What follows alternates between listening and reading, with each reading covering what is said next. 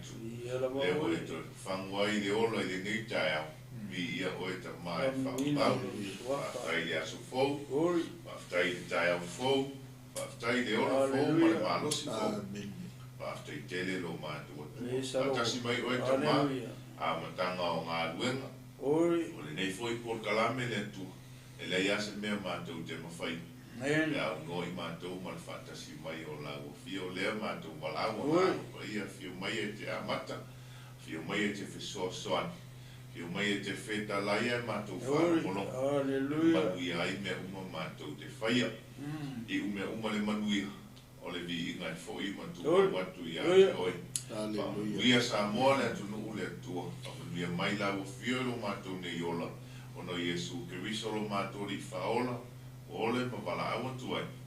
Amene ma amene. To yo folofa ma fatalo fatu la por kalame ole ni tayao ole morning breakfast por malu tayao. Ye lungo le tatu wala tanei ole Global Kingdom TV. Ya malole soi fo manuia. Malole la mama. Ya la fai mai le manuia ole tu. Ile nei tayao fo. Ia i manatu maurunga, ia na maua uma si o tātou atu nuu, se whainga malolonga i le nā pōua mamai atu, ia i le ngata fo i lea, o se tāpua inga fia ma tāpua inga oli, i le aso ana nafi, na tā lai ai pui o whare sa uma, o maru tāpua, ia u fale le whanau o le tua e whanongolong. Ia, po le afo i se whiau, na wala mai ai pe na whetalai mai ai le tua. Ia, e ala mai ana au au na whauwi. E ei la tātununga. Ia, na fo o maua se whaasiringa malosi whaaleanga mai ana lafi. E ngā te i leo se whaasiringa malosi e ala i tai uritino. I tō nai te tele na whaataruina na nafi. Ia, moe e loa na po. Ia, tātou rei lope, tātou toi ala nei tai au. Ia, petai. O toi whawhangu e lea tua. O na whamai lea tua. E le i uma le mea na ala i ona tātou o mai le lalolangi nei. Ia o le whaatalofa atuai. Whaatalofa atuai le nei tai au. Le malu tai au i ia. I so tātou atunu. Ia i maota, malawa. Tono tā vale. Tono whalewhainga ruenga. Ia maso se mea maua mai eile nei au na. Tālofa, tālofa la. Whaatalofa atu le suafa manu malolo tātou ali o Jesu Keriso. Ia mātou whaatasi atu foi nei ma le sunga whaatonu. Ia Pastor Mike, ia le ngata e leo sunga to ina ia le atidu. Ia, se fo manuia e lo sunga le whawhengainga, le ngata e leo sunga to ina. Ia, maraso manuia leo sunga vai, o le taitai o nei polkarame, ia, ia le tua leo tātou pe lo e lumonu o le tua no. Ona o le alofa malenga le lei o le tātou tapa au le lang. Ia leo tātou to e whilo e whiwhia i nei tai a fō ia i le amataina o whiau mga runga nei vai as fō. Ia marega whāroalo lausunga taita. Ia le tua se fukuria le sunga maton. Alofa, ta alofa atua i tātou a inga mai mo mai nei tai au tino Keriso. Ia le tua. Se fumanuia, ta alofa atu fo i le suafa au le lei o Jesu. Ia ua tātou au le lei e nei tai au, kawtai fo i lau sunga le teitai vai mo lewa noa, ia o matu whaatalofa lawa nai tas, ma le ngā whaaloalo. Ia ki ia le tua, o le whaatalofa mai ia le sunga ia ana mai Samoa. Ma whapea mai, matango fie le lato sauninga nafi. Na tāpena ina ma taita ina. E le susunga ia takta, pasta, e lia tawai. O le saonga o le suafa, ana o e lia tawai, te mga namo, o le whapea mai o e sera tawai, ni se fo ilo nei tangata whasa mai, from alofa tu Noa Amerika Samoa. O lo i Samoa le sunga le fuma, na le sunga le whawhengainga, ia e lia tawai i te minei. E le manato le fo ina wha malosi le e te tono le whale saa le sunga ia manaima. Ia o lena momole ia lo whaanga o le sunga ia manaima. I le sunga fōma, ia po le sunga whawhengainga, ia malo le soi fō manuia, ia te oe le whalitua ana, ia whaatalofa atu fōi le sunga fōma. Ia, o le sunga whawhengainga. Ia o lo whapeona ia i so tātou atunu o Samoa. Ia o no le whaatino ina o le walawina ma tō whinga o te tofi ma wala aua i e le atua e whaonga ina i le soifua. Ia le nitao, whaatalofa atu i tonu monta malawa. E mua i whaatalofa atu lawa so tātou atunu. Le ngata i Samoa, au New Zealand nei, o Australia, ma so se vaenga le nekelu. O lo i ai se ta mama si tina matua. O lo whapeona. Nofo, ma tapu ai, ma whai le whai wole te tāna. Whaatalofa atu ia te oe le nei tai au. Tālofa lama, ma lore te tāna, ma lore tapu ai. Whaafetai le mana tua mai, o lau o nanga e le ngata ilia. Whaafetai le te talo au wale manuia ma le while mu o se o tātou atunu o Samoa. Whaatalofa atu le nei tai au ia te tātou o lo ngafa ma le whatua inga tausi. Whaatalofa atu ai le nei tai au. O no lau tō mata whai oi ma lau tō tiu te whai. E le whai ngofie. E moi le pō ai ma whau o le ale me e usu ai lisi tai au. O le ase maru tai au e ta pena mo le ta maa ma le tina.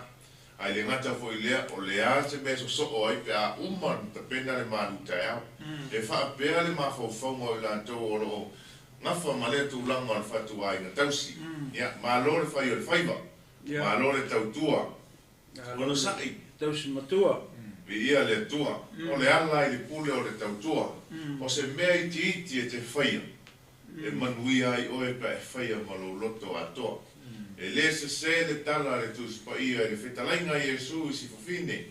Na ofo rana taulanga i le lua se furusene po se furusene e lua. aina ave ma le loto ato e whapena la o tau ta whaioi ma la o tau tiu te whai tutono a inga te ngata i Samoa o le nei atu nuu ma so se vaenga o le nei ke lope o lo ISIS o lo ngafa ma lea ngā ruenga o le tau tua ina ta māma ti nā mātua po tātou mātua mātua o lau tau langa le nai le atua o lau tau langa le nai e te ofo i le atua e te whai ai ma le loto atoa lo wala wina o le tau sia le o tātou ainga ma lo le malue ma lo whai o le whaiwa e lau suman whātou pe eisi whātalofa le nei tai au wa te le lava i tātou o lo whātalofa mai ma whawhiroa i mai le tātou au au nang e lau suman toi Tau ia ki a maka mea mai o atu whaalalo o i tau tamtua. Ia, ni ele tu nei ka kou, tai mo le amnoa lau sunga le te tai. Ia e whataro whatu i le paia ma le maru hoi o le whasausanga Samoa. Ia e le ngata tolo nei o tu nuu o tātou nofo mauai. Ia e whapesi o tātou atu nuu pele o Samoa o lo o tapua ia e nei o tātou ainga, ia maise o mātua ia o tātou au maua i atu mu ese. Ia ona o le saidinga manuia, ia whataru whātua e la mare ngā whaalualo, le te au fōu, i le maleifua mai o ainga mātua i Samoa. Ia le ngata fo i lea lausunga pasta, ia ma lausunga le te tai, ia e fie whataru whātua fo i le au whenga luna pa ia le tua. La te umaro whapena o nā tutu i matangi olo. Ia wale saidinga ia o se manuia, ia o Samoa, ia tunu i mamao, ia malo le whaita talo, malo le whaita ulanga, ia matapua ia alo mawhaiwa, o i alo matamasa a whanau o Samoa. Ia i nea tunu ulo tō wafio, ia mo mato no foi foi. Ia. O i lare vinga i le tua nei tai a fōu, o tō ngā luenga e manatu ma le taitonunga, ia e le tauia i lano lei, ia le tō ngā luenga whita, o monta pena i le tua, ia le taui, ia i le langi, ia mono tō ngā luenga whita o whenga iai, ia i aso taitas, ia whatalofa ki fōi tino ke wiso, nei tai a fōu, e le taitonunga ia ese ia ingo e kalesio o tātou ngalue. Ia ai o le au lavo nei mea uma. Ia e tasi a le atua le tau te au unga iai. E tasi fo i le malo le tātou te wawa ai uma iai. Na o le malo o le tua. Ia o le ngangana o nei pokalame fifie whataro whatu. I le tino kewiso o le au paia o le au whatutua.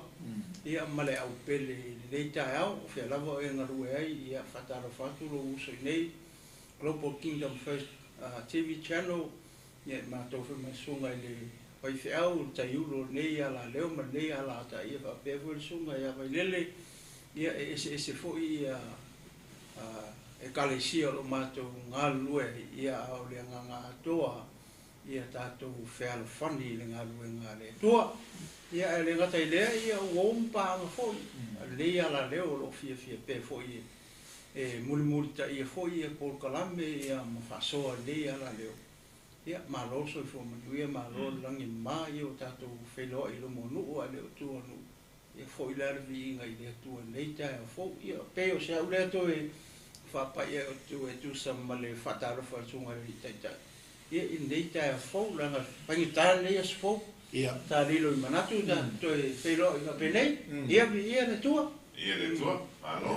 Mālo sau no, o le tatou whatalo whalawa nai tasia. Ia ai moni ma whamau ni sau nanga. O lo tatou i lamtanga le as fōu. Ia le tua. Ana le sia no le tua. Ia ele mwhaum tātou toi whulaa i me aso mata mo fie. Ia o se whamanianga mo i tātou uma. Ia whapea fōi ia nisio i tūrangi. O lo whea ngai ma tapo inga ma sauninga o le malo le tua le nei aso. Ia le tua. E whatalofa atu i nisi o lo i lunga fōi o lau. Mea wa ai le tai au. Wai le moa mai fōi oe vai. Ia le moa fōi i sunga ia iutita teo. Taima mai ia le tua i lau singo ni asu Ia le tua o tu fini le Ia le tua whatalofa atu i Australia. Le ala mua marisui Australia. Ia le sunga i le whawhiangainga o le Penisti o le mano le tua. Ia sunga i atia whau.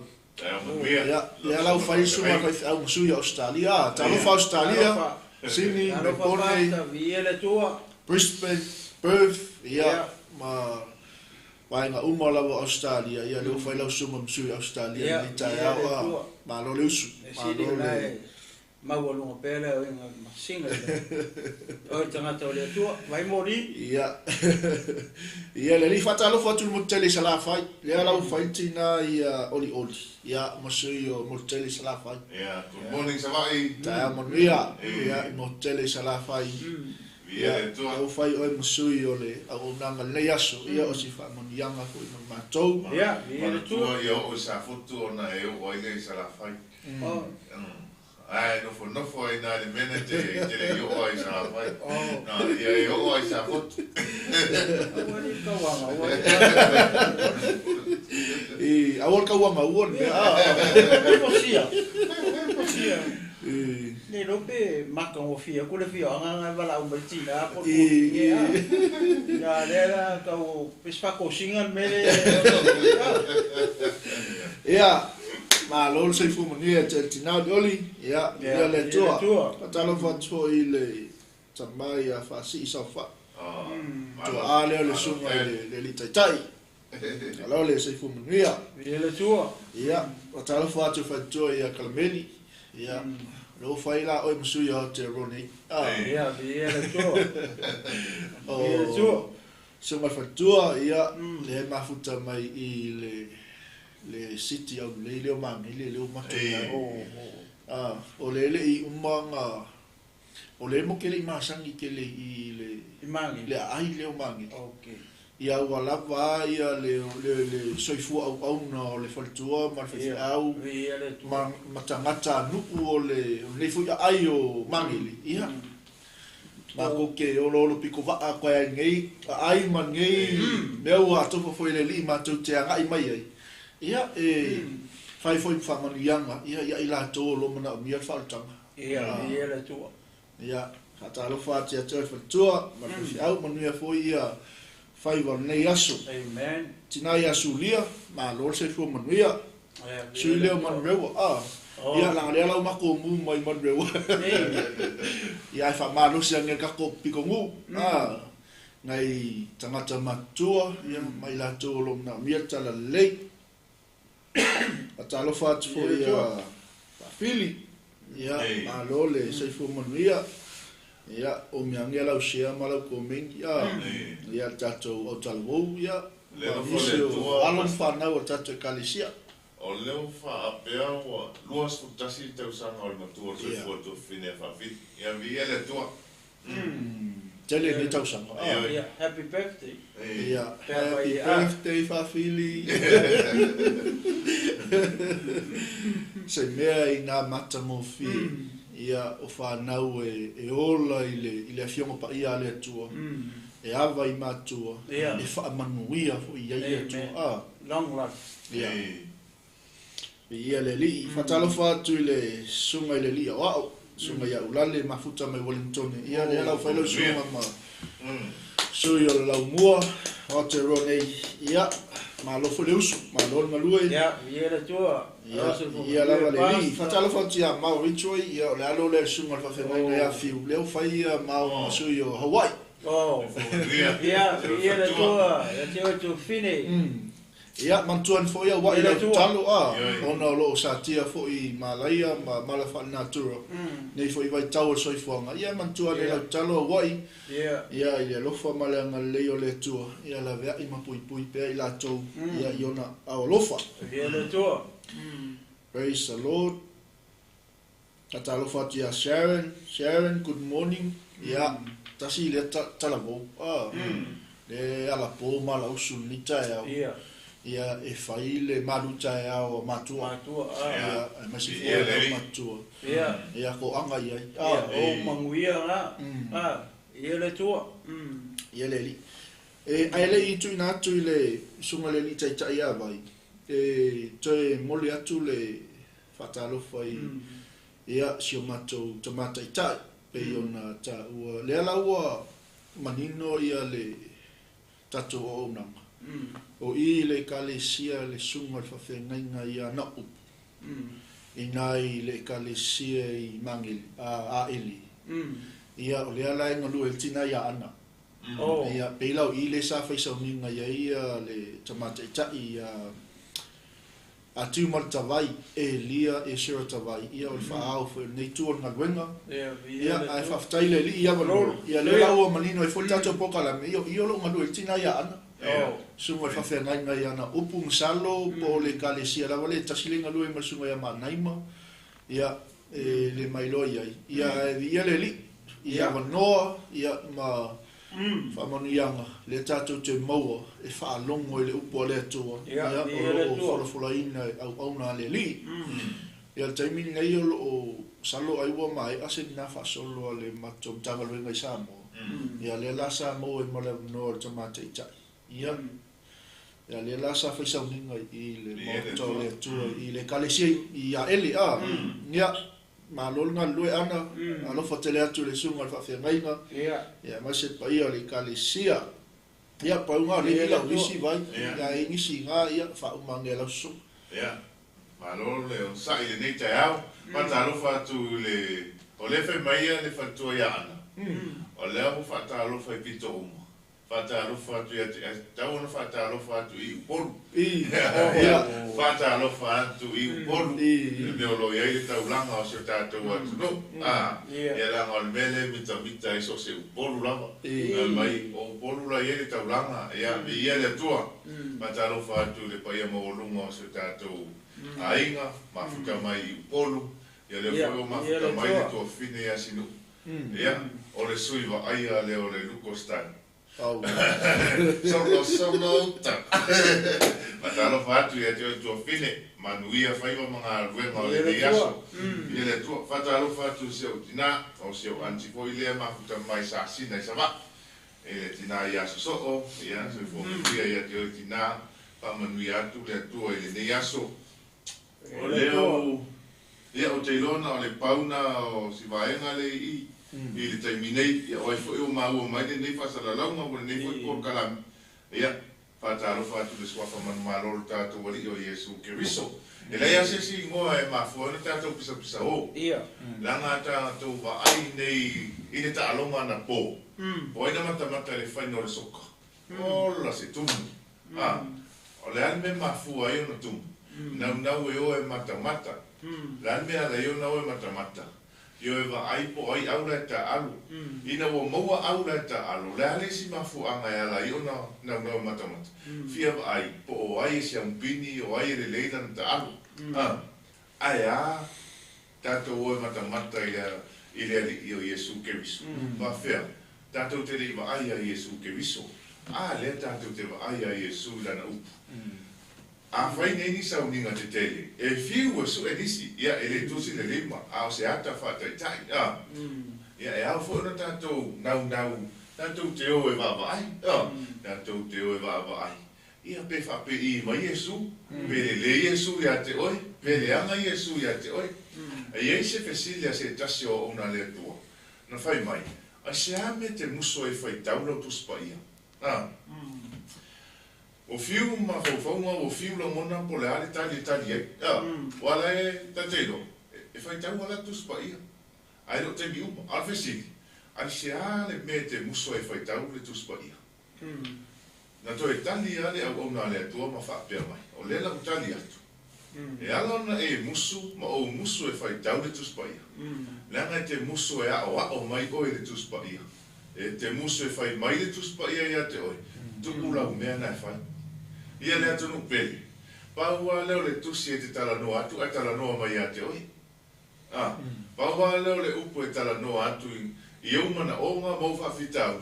Ai fufo mai I mena te mana oi. E talanoa mai fo I ate oi, e tusa mo le mena te whaia e lefi na ngano I le tu. E whai mai saa wale tusi lia. E tu.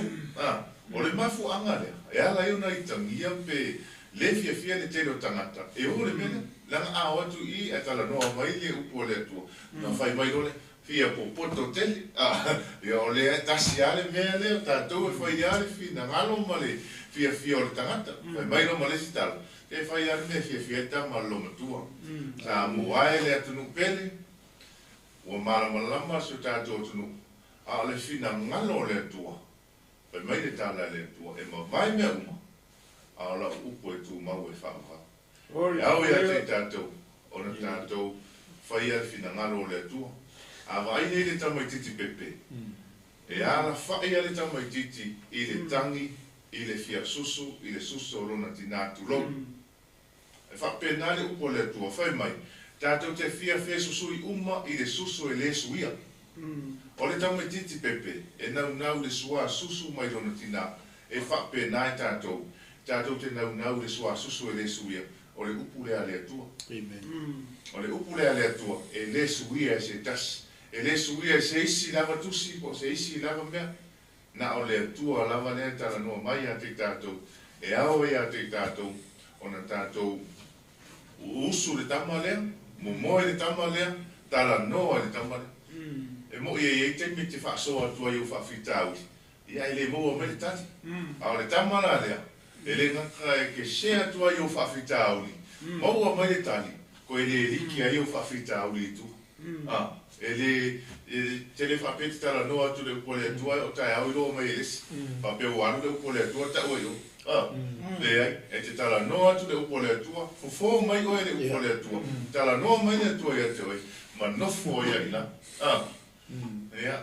O le māngai o le upole atua vai, na whau e sau, ele ka e lo whak. Amen. Ele lusi e lo whak. Amen. E mako ai fofo ale upole atua lo whaku pēo ke mawhakia. Ia le atua. Wa se se lo la me ke whaasanga ia. Whai o le ka e o lo whak. Fula. Ia pe malepe oe. Ia le matautia.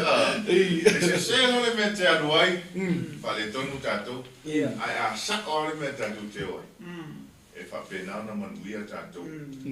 A whape e whaingatai a te oe ona whai tau le tuspa ia whape o tusiala mai la aso, manei aso, o mea whiara le tala no mai. Ona e ma whau lo le i pepe. Po le a le whai mai o le susuala e susuali pepe nei, tai au, se o o lawe nona tuputupu ai. E le whape a lava le pepe o ta le lava fo i susu, i le susu o lotina. Tulou, le mai mo whafonga su tātou tunu. Le anga le ukule le atua. Le whaatusa i le to ino peteu, o le sua susu le suia. O le sua susu le suia. O lona winga, e te tauna tātou whiinu, a ai, ma o ona, malidie, i le upu a le atua. O na tātou tupu ai lea. E i le upu, e i le pese a lea o ngā sāwhai mai, whai tau le tuspa ia, ma te talo ia so. O na e tupu ai lea e whaopa. Ia, o le whatalofa na ne tai au so tātou atunu. Ia, a o la tātou se tātou whatunga na suma whawhirai. Ia, mana ia. E se me kia sa mo ai, le tinu ai kau ke le ise e tātou whatunga. Lei, e tasi al mele o te fia whapopo te whele te pia. O le mele na ta ua le sunga ia vai, lea, o ta ronga.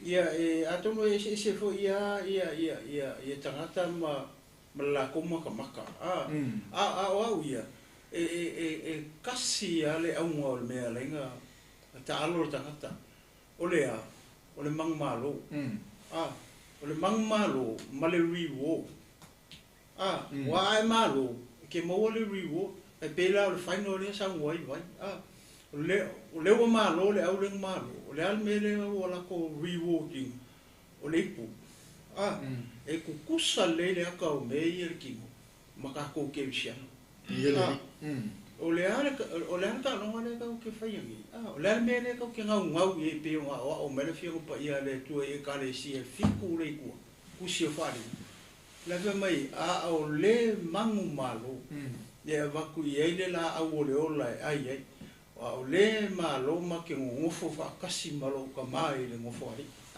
o le mangu malo e ma i ka le sia fiku le kua o le ale mea le ngau i le fai mai le fiong pa ia le tua a o le mangu malo. A kau ki kilo lai ka o mea le tino. Whawhea ia ka kou keusiana. Mara ka kou, lana mele kau ki ngau ngau ye. Ka kou ngau ngau ye ka kou mangu malo. Awa ka kou le mangu malo. Kau ke le mauanga le rio. Le o manga ka o mai e wharinga e ka le si e whiku le kua. Whape I mai ia lau tausini o I mea whare langi. Langa kere ka kau le kausini o I mea ori kingo. Ai ngaka I lalongi. Ai le ai mase ngau ngau o seisi. Nisi ka ngaka sei kulo. Poi le ngau ngau I mea whare langi. Ngau ngau I le reward whale langi. Au ka kou kewsiano leo e whanonga mai kai au. Koe liu ko whaka ko uma o ke me kau kia. Whamaongi mele kau ke ngau ngau I. Inga ia ka ko malo. Awa ka ko le mang malo. Ele kai ia ka ko maua ia reward le kau ka le tu se wharinga e ka le si e whiku le ku. Le ia si. Pe o le ala le le pe o ke o pick up mai e lo mahofau. Ia sa o le tele o tamata. O le ngau I mea ori kingo. O ke le whea koe le hanga. But at the end, o ngā kau ki loi. Le se sengo mea I e ngau e kanka kingo malalo ngei lalangi ni. E ngā ka I lalo ngei. Le ngau ka koe le se ka kongu mongi ni. E whea ka kongu mongi. Le langi. O le ala mea le kau ki ngau I I le whale a nganga. Ngau I o kako mangmalo. Awa kako le mangmalo. I le hai ma sesi o kako e mo reward I e kau ma le whenpa I ale. O lea, o kako pale. Pale o le ami o kongo. O le pale le pala. Ia pio se au le koe. Whamalosi e kutino ke viso. Ia kai au. Pasta ia malasunga kai kai. Ia. Ele o tu sura tonu. Lo sono già ne. Fantalo fatto su tato ai ngare ma futa mai. Fantalo fatto il falto le sono fatto no. Ia sta sara. Ai ma lo falto le ma futa mai nita ya. Fa happy anniversary Michelle baby. Ia. So far. Ia. O le anga le leile o le tua le nita ya. Mata mo fie fo ile fa manatu ma le tulanga o tala no ma le suma fatto no. Manuia le atonga sfulfata usanga la sunga fatonu le nata I leo fa le tua ia sara. O le sfulfata usanga o le maftanga fa le ungali I ma fa pa ina I le sakala meta o le fa koiponga. E leo se mea pupu.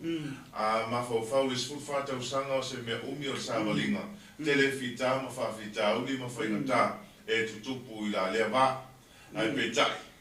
Ata ita e Yesu ma fa vaile a inga o se urungali I a Yesu ke viso e maua alo na whaavai e whapena fo I ona maua le savalinga ma le soifuanga o ola ma tautua ma au nai o lea ia whamanui atu le tua o suma whatonu suma whatua ia Sara Sira le a vese paki mo loa o fia ngelangi o walo Ko se fesiliso Leo visiri mala mai la o le fia ka o paki o yo le tolo Ia mele se paki e vi ia na tua o levo whamuia mai le pa ia so tatou ainga pa na masania le tatou walaata ma le tatou Global Kingdom TV le ngata leo le mawalunga o so tatou atunu o Samoa o levo mori mai whamunianga o le anniversary o le sunga whaton a pele le tua fine whatua ia Sara manuia tele la o luaso fa pitoa mana atoanga sfulfata usang le tua fa pena foi fa munyanga le la por kalame malu taiao la suma faton eu le mai pe tai so tala fia foi le nei taiao o li ai le lotu ia ma vivi ia I le tua amore pure le tua le ia se fai lotu o la suma faton no fatua pe ana fa pe le fa vaia lo lua inga ia Yesu ia le ia ngale le tua Mo ni sta usanga se telo le maftanga. O mi soifua ma le ola. Ia fa o le o nanga ma le balawina. E tau tua ile tua ma lona finangalo. Ia mi ia le tua. Ta alofa atu ile Olo ko e ai fine ia o le sunga ia elini. Ia. Pa malulu mai ne ile sa o le fa le o le swafa. E la ine Samuelu fa vai. Ta alofa. Ia soifua manuia. Fatalofa tu foi le sunga ya lua fulu moe malo. Talofa fatua. Aro se fo manuia. Malon na lue. Ia whatalofa atu fo nei tai au I le uso ia sami ma le tofine ia whapaia ma futa mai kalestete ia wa ia tu o snow mai ia lalo I la a muia o tau tele o kilani o le ia momola isa na ia ma lole o sai ia tau tuanale saunga le mu ia ma le paia ma walunga so tātou tunu o lewo momoli mai whamunianga ma lo whaanga o le aso whapitoa po le anniversary o suna whatonu ma le whantua ia sa ia whawhetai tele le titaro whawhetai le manatu mai whawhetai mo whamunianga ale se atu I sunga whatonu o na whase les tātou whatunga ia mawai foi le tātou po kalame le nitai au ia toi tani umai ai ia le tua ia whawhetai tele lava mo whamunianga ia mo le safsili toi ia e to aiwa se whanau ia e to tolu le whanau tausi ia masi mau whanau to onu ia le alau to aiwa e ile manatu malangona vai o nisi whio tatu a inga olo mai mo malita ia ua mo loa fui tau sanga o lato mafutanga ma lato paanga o lato taito lua ia o lato fui nga mua I malai ia fui la sanga o le olanga ia whaftai tele mo whamanuianga whaftai fui mo tima inga ia mafautuanga ia mo mako leo kwa aya kuidunga ia le whakwa sfulfa ia o ke masalo to ina o over sfulu tolu sfulu tau sanga po over fast sfulu tau sanga ia e kako ke manuia whaatasi ni tai au happy anniversary to everyone ia le tino ke wiso amen ai whaftai tele mo whamanuianga lesi mea wai a whai leo kako whi whaatalo whai ni tai au ma ngai ia lan pese lea a whai ngai misi lau whaatalo whai le ngang pa ia ni tai au whakalofa lola ia ngang pa ia lan tato whaatunga lea ia tato mai lolea wafa uino tato po kalami ia le tua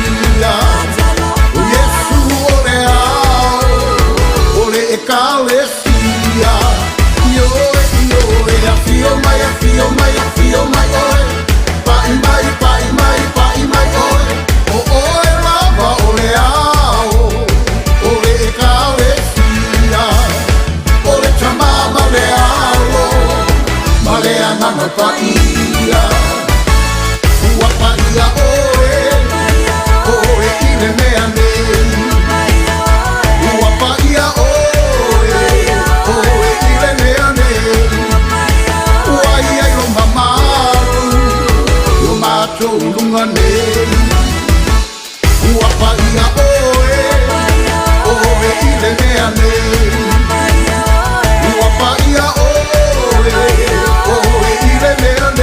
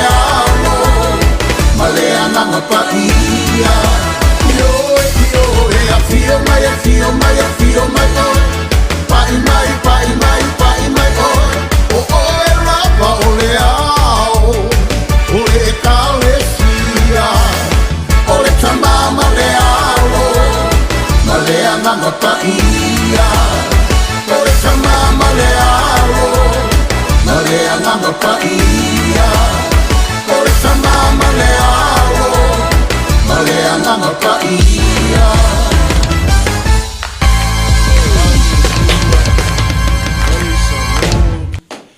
Amen. Ya, walen manga ya. Ke wo yengi so ka ko nga misi lang fakalo fo ile nang pa ile lita ya wele yusui. Tu ma fai go le ya so ya. Se ava go le ki fatalo fo ile nang pa ya. Amen. Ya wo ko fia so aku ava. Ya. O ngo le ngo fa e ya la fo ngal ko inga le ngo fa longo. Ya le fa longo mo sia ka pe. Ya. Ke wo so la fingem ka meki o se fale ai ngai.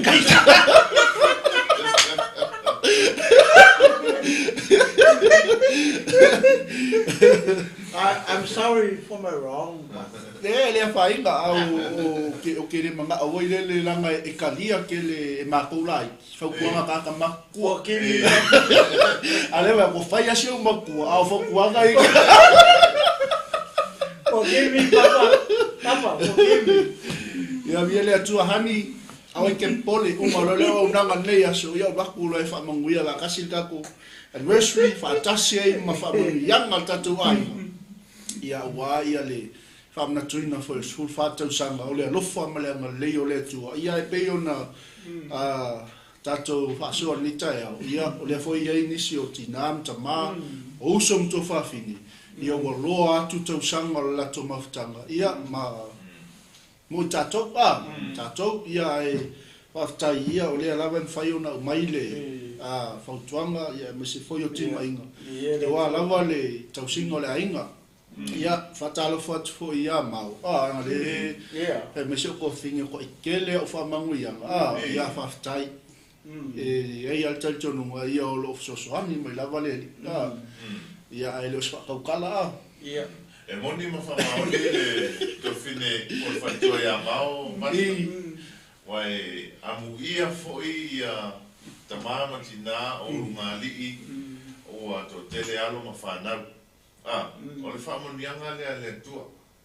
e ave i ngali so se ngali ia pas e fa mo nia ile tua ya la fa na wai ele fa pe ala na no fo na no nofo te tu lo ma pe na no nofo a ele ma fo anga ya la no nofo wa lo fo le tama i te ma le na no ta ina ia maua fa mo nianga le tua o le fa na maua no le fa na ia te tonu le me al fa na le tua o fo i lo wa inga pa mo nianga mana tua le upo le tua fa mai o le fa na o le tau i mai le tua o le mea lofa mai le tua e pei o ufana fana i le limo le toa e ma ai tele la i al whanau e ma ati tele la le whanau ma e tā ua tele le whanau i so se mafutanga wha le ungali i whapa i eina tala noa le tātou pokalame le nei tae au langa wha o ro tātou tala noa i le atua pa ia ma le atua mamanu e au na pa ia au mea umalama Amen. Ya, beila o le tulanga leo fa pe mai ai le fale tua ia mau. Ia amu ia oi pasta. Tai lava. Ia la fa monianga i fa nau. Ia, so se tasi lava.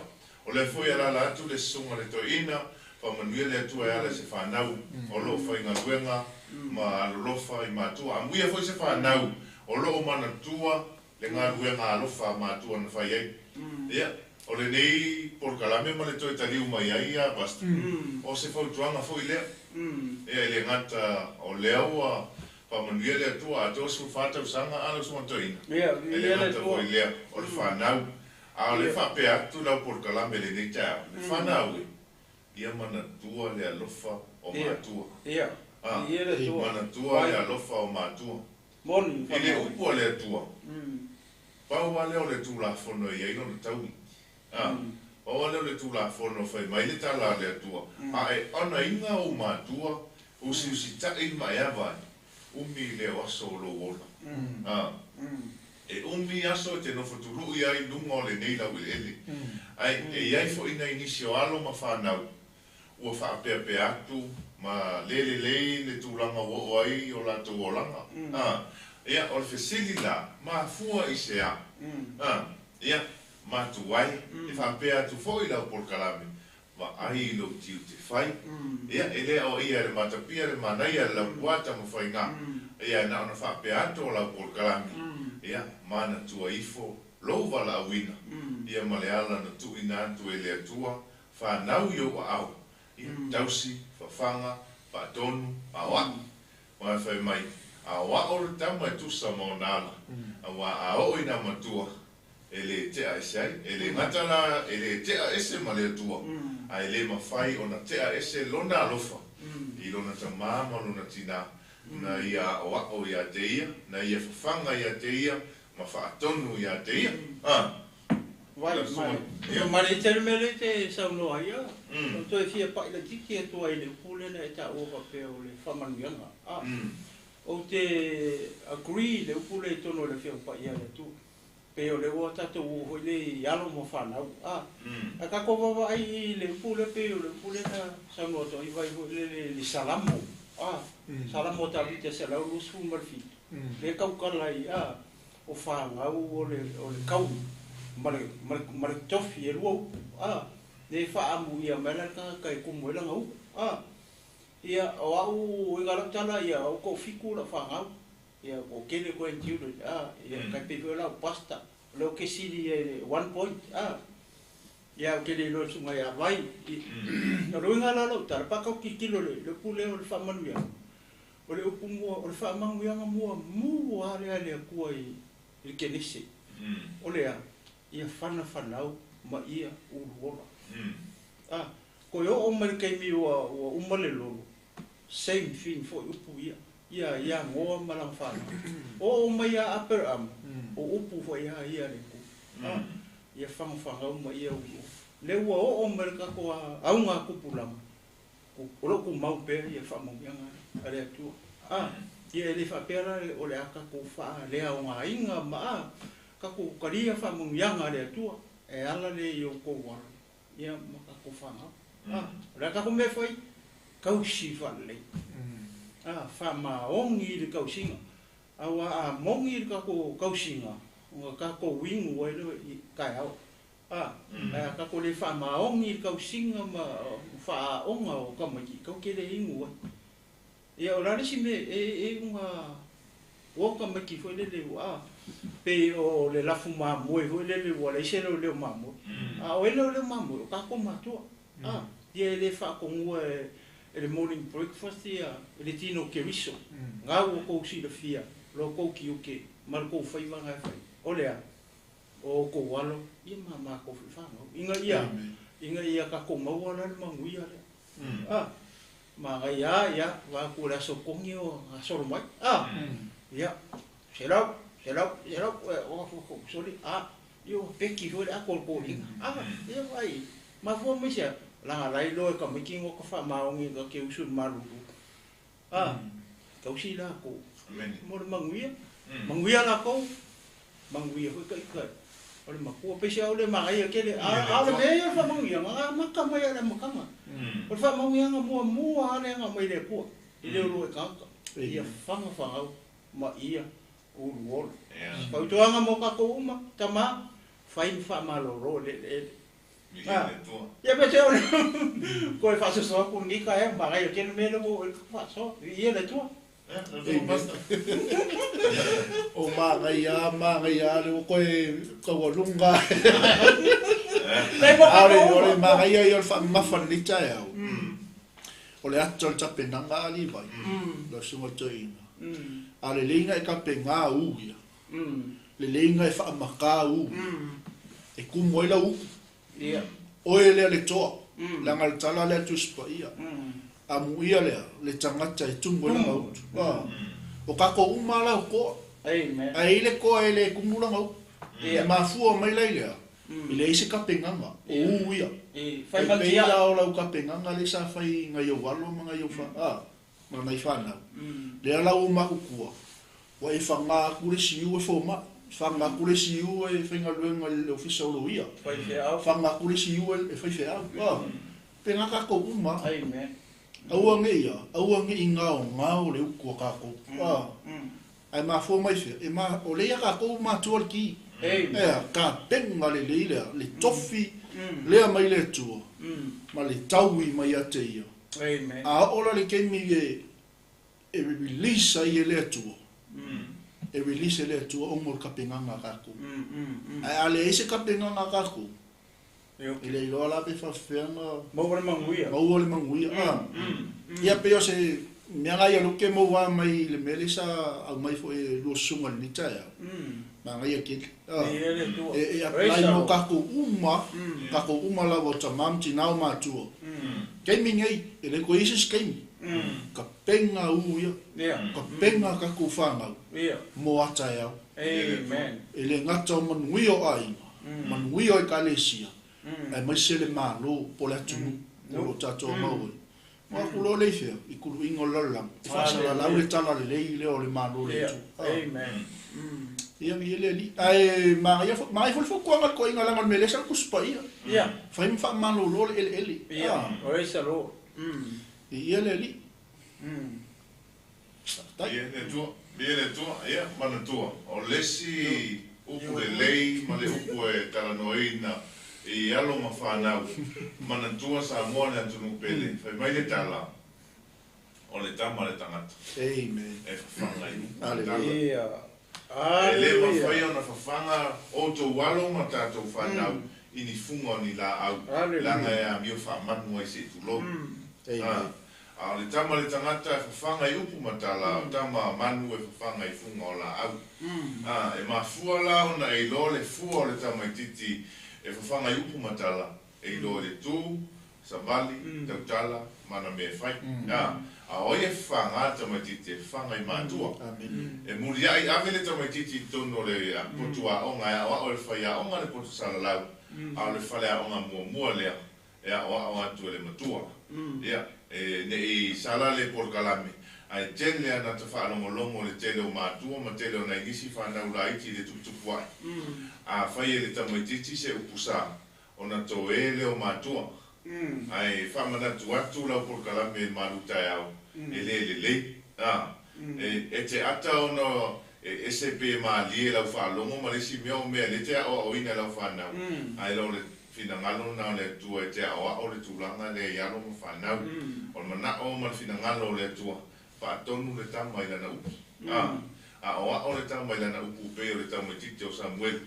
Ia na whaatonu tonu ma ia e lona tina ave ia e le au na le tua po le o staulanga. Ma tiri a oa o ia e le upu o le tua. Tala noa I lo le tua. Tala noa I lo le tua le tama I titi. A o la I titi. Ia na tupu e tama titi mamata u ile tua.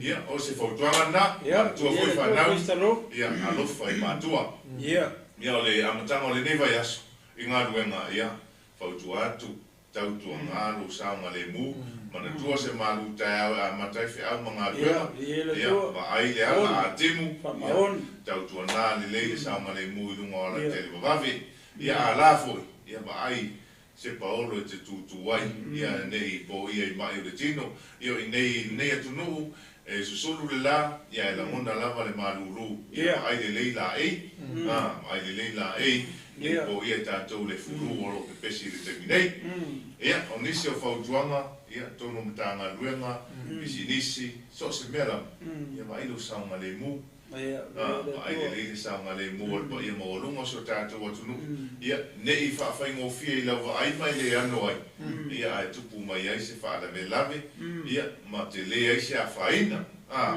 e tupu ai le ngata na whaina ai se soifua ma le ola ia a whaina ai le te leo me tutono bisinisi ia o company he ngata I leo matanga luenga le malo le ngata I Samoa ia o ni usila nei ia ma le lalolangi atoa ia ma le tatalo ala porkalami ia wo lau sila fia uma so tātou atunu le whaalewe lame o lo tula I mai I Hawaii ma nisi vaenga o le lalolangi ia I le malaya fui le ala le afi ia o le tatalo so ia tātou te tusi le lima a tātou tatalo whaatasi anga le leile atua I la lea vaenga ma le wha manatu ua e tāpena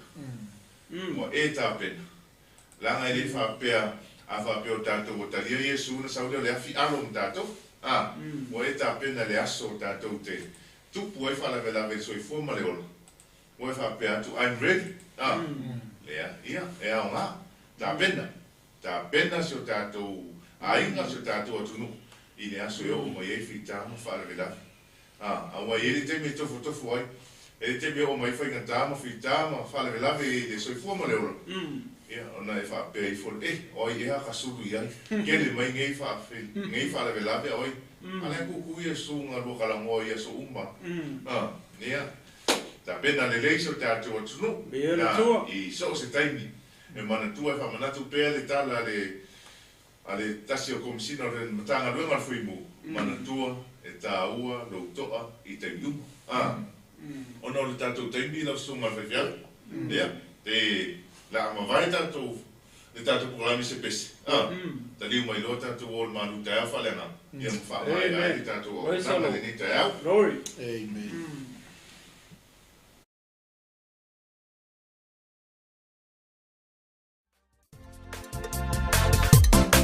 Oh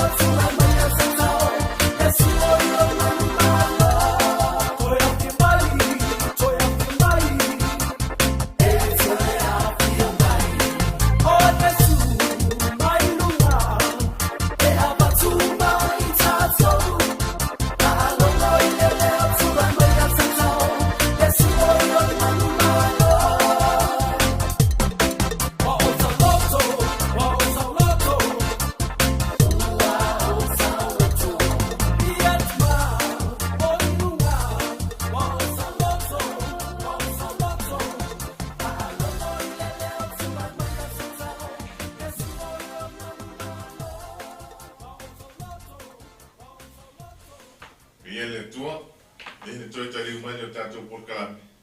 E le manato la tātou wha se e loa e tātou wha mālosi o le nei tai au.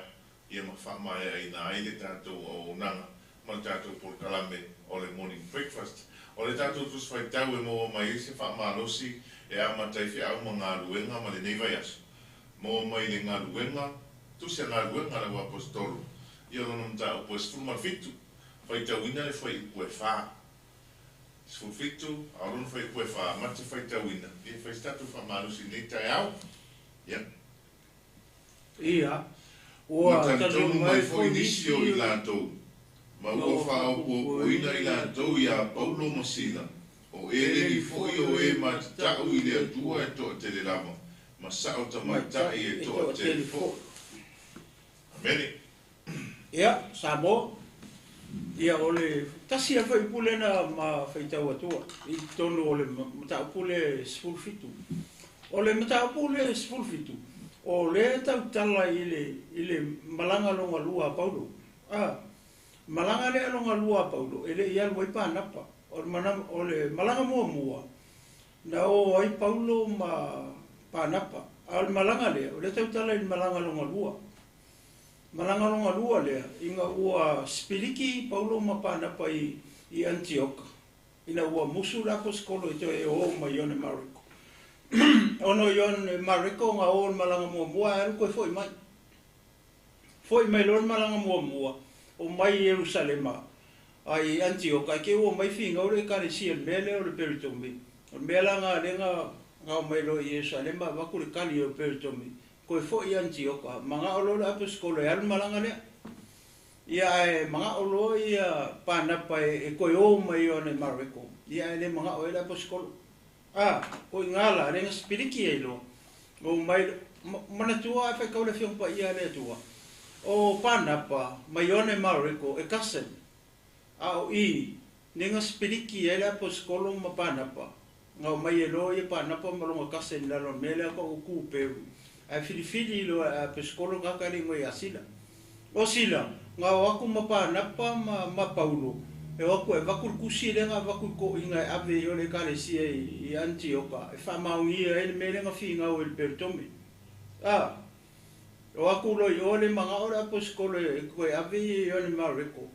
E ko rua ka nga waku markusi. Nga waku fakasi ma panapa ma Paulo.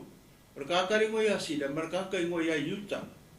E ke waku o koe fo i mai uta i Jerusalema, ai ngofo i kakare o sila i o.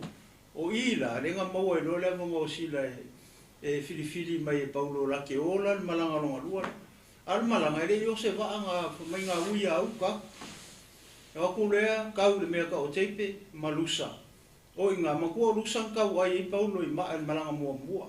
O i nāla, renga filifili mai lo le apostolo, i a Timoteo.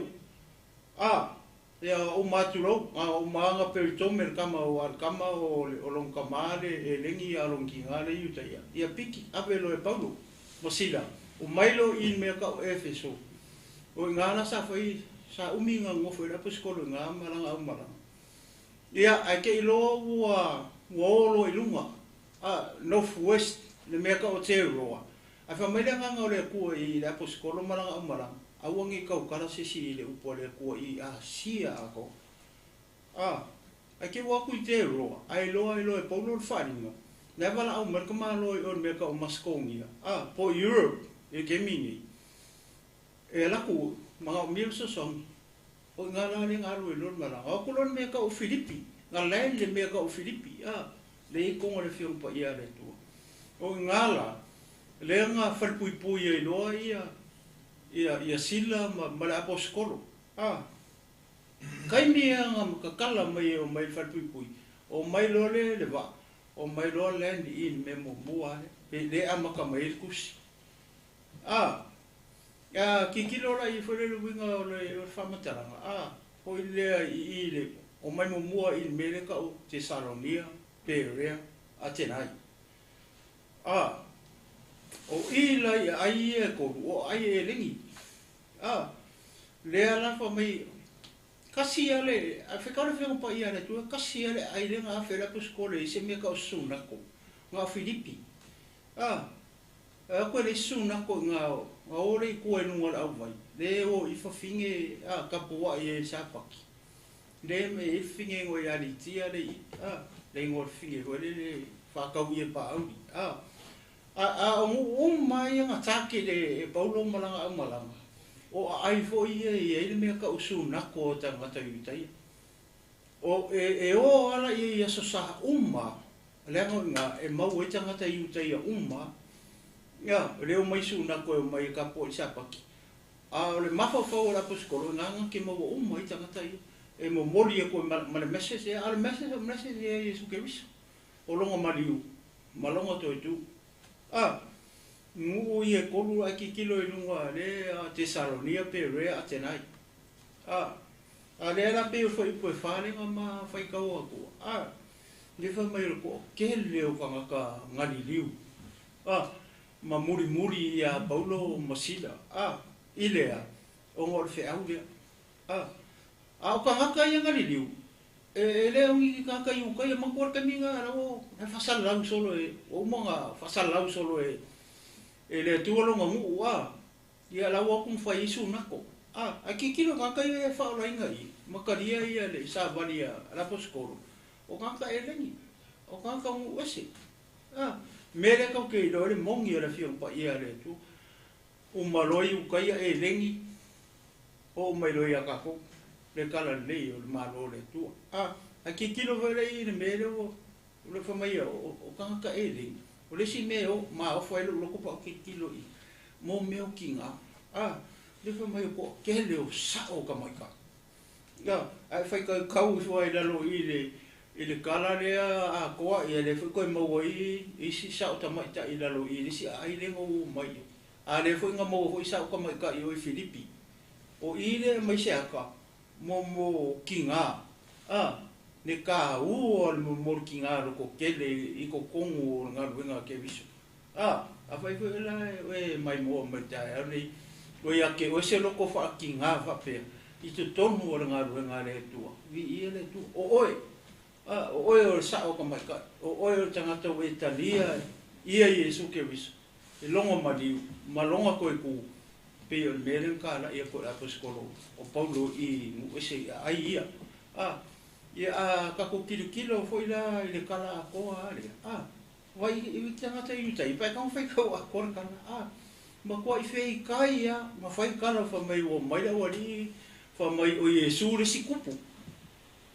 Le ke mau por valu le fifiet au tangata yutai. Fa mai o le o ka la I mai ka ngaka ia ku fo mai me kari ko ngunga fo. Ma vai mai o Yesu le sikupu. Ola kupu ia ka sala. Ma ko ka me o lo ma ka mi le.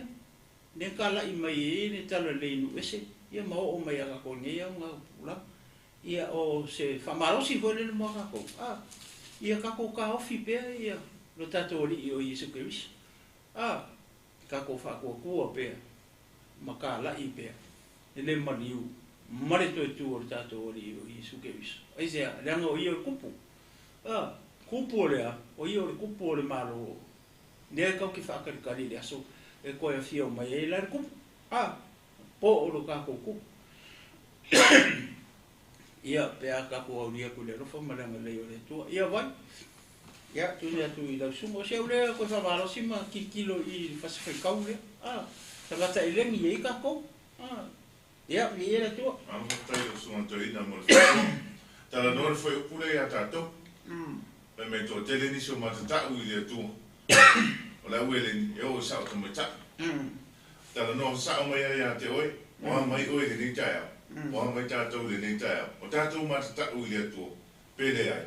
Le la matu se ata fa tai ta. A fai te fai ngaluenga I tono se ngaluenga I se pule. E te fefe le pule. Ai sea, e te musue. E te musue. E te alatu le tono ngaluenga. Aluatu umatu la fono. Tala no umatu tanata fai ngaluenga ma le pule. E fai loa ia te oe tu la fono ngaluenga. O me te faia. E te faia loa le mele le taun fai tuli oe. E ia te oe lea. Fai ngaluenga ma le fefe. Ai sea, ne tuli oe ma le ngaluenga. Alai fato a mo se ngaluenga tau se lo vainga. Sau Paulo malanga tala no le upo le tua. te ena le au iutaia I te Salonia, ai whai mai talia le au eleni, to tele tangata eleni, to tele tangata Samoa, ua talia ma matatau I le atua, ona o le tala inga, ane au apostolo, ma whai au, o lo tutu I le aso sa, ma le aso sa. Ia, whaamata wai ate ose o la mata. A whai e te whewhai le pule, o le whale whai ngaruenga. Nāna me te le mata ua I le atua peo tangata eleni. E asa o tamai tai e to tele, tina, I le ngate tina, tātou umalava, mai lava le tangata matua se I o se tamai titi. Ia, a tātou whewhewhela le tangata, le tātou teo tātou whangaruenga I nei tūri tātou. Whamata la tau tātou mata I le atua. Ioi, e tau na tātou mata tau I le atua, pe a tātou whaalongo I le upu a le atua, e fola mai e ana au auna, I le aso sa, ma le aso sa, I le aso cell group, ma le aso o whaitangatu spaia. E uina e te tau o na tupu ai a te tātou leola, ma tau, ma whaia le whinangaro le atua. Nanga o I le whia sila I le atua, o le tangata e ma tau I a te ia, ma whaia lona whinangaro, whapea mai lo lea, o tau, o atali, ma whawhine, o le atua. Le amatanga o le neva yaso sa moa le atunu peni. I mata I leo pa masane le tātou wala ata, a bei tātou matangata o la matata o I le atua, ma fia I le atua, ma sava vali le fina ngalo le atua. Ina o tātou whaalongo le upu, ina o tātou whaalongo, I le veta lai mai o le atua, e alai lana upu, e le ngata I lea, o au au na tatofia le atua. O lo whapeo na momo lia le fina ngalo le atua, I tutono ai o maota malawa. Ia o se whamarusi le mo tātou sa mo le tunu pele la matanga o whea mga ruenga le neva yasu. Ia le tū. E matau le atua. A whai te whewhe le pule nei tuli oi maranga ruenga. Ia sili atu na e matau le atua. A wa whamele tala le tuspa ia. O le tangata e whaatua tua pe whewhe le tangata. E malaia, a le tangata e matau le atua. E maua le manuia e whamavau. Tātou o nanga le tātou whamalosi nao le nita ea. A mata e whiau mga ruenga sa mo le tunu pele. Talo le mana o le anganga pa ia o le atua e mo moli ma whaalau tele lana upu ia ai o loto ma whinangala ina ia moa se whiau tau a vea ia o tātou loto se ele ina ia tupu maola le upu o le atua I totonu ia te tātou pe mai le tala to ina tā vita leali I te umanu lau upu totonu o lo loto ne ia uanga salai o le ata whaataitai o le tangata ua matau I le atua ina ua I loa le upu ma le fina ngalo le atua. Whamanuia tele le atua I a te o tau sa moa le atunu pele mai tātou umala I le amatanga o whiau mga ruenga o le iasu. Ia iai anga le leo le atua, whia lava se mea o lo e ngalue ma wala awa I le atua e whaonga ina ino so I fua ma le ora sa moa. Ia kawa ma sausawina le mana o le toto Iesu Keriso tātou umalama. Whaftai tele le mafuta mai so tātou ainga, whaftai le nei tai au. Ia le tū. Manuia le tū. O lafo se tala o tala iaia o ona le nei tai au, mo le tau tamali I la o tau whafonga ma la o tau sila ma. Ia whamangano mai ma tau wana o ni awanga. E tau tuaina o tau pa ia ma le mamalu. Ia e ala fo I whaso e le aso ma tātou Paul Kalami. Ia o le nei tai au, whamanuia tele le tū. Manuia whiau mga aluenga o le nei aso. Ala rofa te rea.